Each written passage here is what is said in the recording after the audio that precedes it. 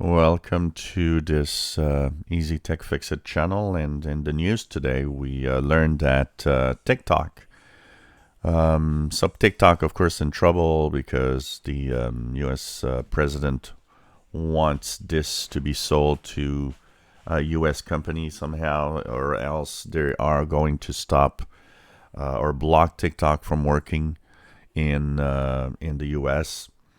And this, of course, meant that some companies started to say, well, maybe we're interested in this. Two companies. One was Microsoft, and the other one was Oracle. It's not totally clear why any of those want to have a take in TikTok because honestly, I don't know. It's kind of a delicate situation here, and I don't know what it could actually bring, really. One of the things that we know is that Microsoft was rejected for a simple reason. It's that it wanted to have all of the technology behind TikTok and have that technology and the source code sent to Microsoft. And that the Chinese government didn't want, so TikTok said, nope, we're not doing that. It's not totally clear exactly what Oracle deal is, but we know that Oracle is the one chosen.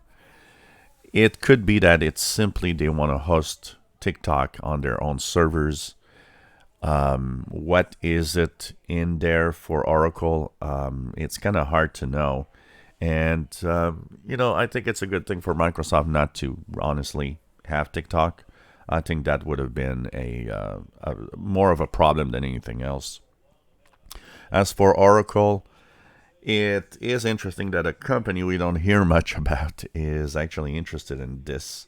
And so we still have no idea of the amount of money that is going to be exchanged and exactly how all of this. Even Oracle has not yet talked about it.